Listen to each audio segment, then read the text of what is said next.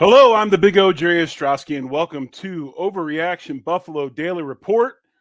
This is your Buffalo Bills news and all news from One Bills Drive on April 29th, 2025. Former Jets and Browns receiver Elijah Moore visited One Bills Drive today as Brandon Beane continues to look at different ways to bolster the wide receiver room after last week's draft.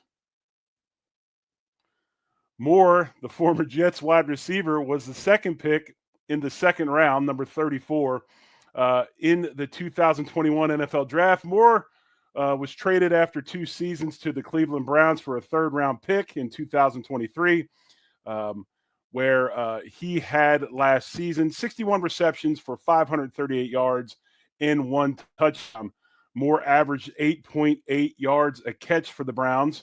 For his career, the former Ole Miss Rebel has 200 receptions for 2,162 yards and 9 touchdowns. Moore's played in 61 games, starting 40 of those contests. And if you don't remember much about Elijah Moore, I'm going to give you a little bit of his draft write-up from when he was drafted out of Ole Miss. But Moore is 5'10", 181. He's ultra-competitive slot receiver. He's got talent and a mindset to handle a heavy amount of targets and shine in the process. He's not very big, but he's stronger than his measurables might suggest, and he's shown a fearlessness to make the catch despite impending punishment. He will catch the ball over the middle knowing he's going to get hit. He's got really good short area quicks to snap off crisp routes underneath for separation, and the play speed to challenge over the top as well as work the deep middle of the field. He has soft, sure hands, above average ball skills with a great feel for spatial awareness. And he hits those sweet spots when working against the zones that he'll see in the league. So this is from NFL.com. That was his draft write-up. So, again, Elijah Moore in the building today at One Bills Drive. Just another veteran receiver in the NFL that's out there that's available. And Brandon Beane brought him in. Maybe he's another guy that could bolster that wide receiver room and get another quality target for Josh Allen. But some other news about this possible maybe signing in Buffalo, if you want to call it that. In a weird turn of events, later in the day, the Browns applied the seldom used unrestricted free agent tender to Elijah Moore. This means that Moore will still count as part of the compensatory free agent list if he signs with another team before the upcoming compensatory formula deadline. Well, guess what? Today at 4 o'clock was the deadline for the upcoming compensatory formula. So usually it's the Monday after the draft, and today was no different.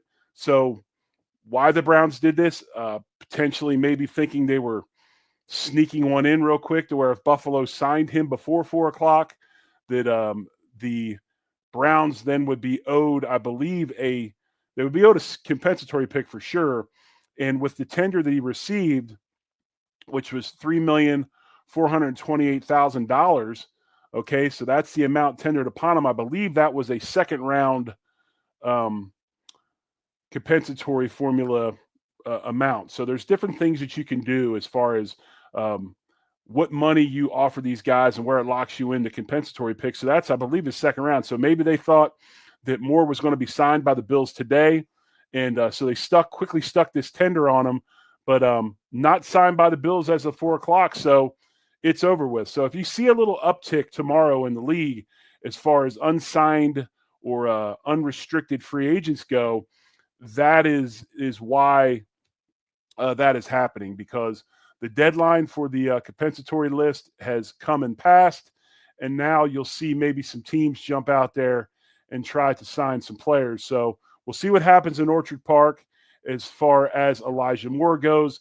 If he was to be brought in, I think he's a good complement to the room. He does have speed to get over the top. He can make plays downfield.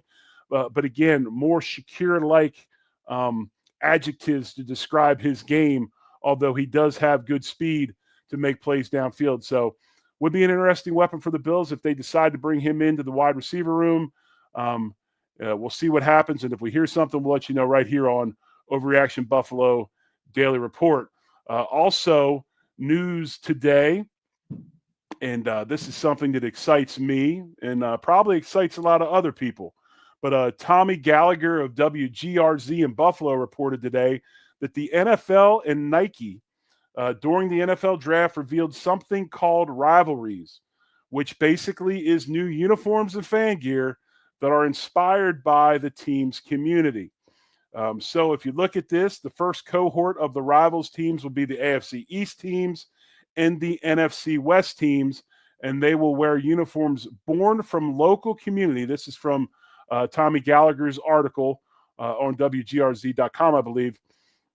But again, they will wear uniforms born from local community insights during select home games against division rivals, is what the NFL said in a statement. While no one knows which games they will wear these uniforms, and nobody knows what the uniforms look like, the NFL will announce those rivalries games after the May 14th full schedule release. So we're a couple weeks away from it. So be on the lookout for that. When it happens and it drops, we'll bring it to you here on Overreaction Buffalo Daily Report. But each participating team will wear a unique rivalries uniform with designs rooted extensively in local community insights during a single home game against a division rival. The designs have been brought to life by pulling inspiration from the history of each market and the aspects of the community that only that team's city embodies. Let's hope that Nike and the NFL comes up with something cool. But Bills Mafia has been wanting new uniforms in Orchard Park, possibly going back to the red helmets and the throwbacks like I used to wear. Maybe there'll be something like that, but I would imagine they'll be a little bit different. So look out after May 14th. I'll release the games, and then shortly thereafter, we'll go ahead and drop those uniforms as well. So if you want the latest news on the Buffalo Bills and also from what's happening at One Bills Drive, tune in every day here on the Overreaction Buffalo Daily Report.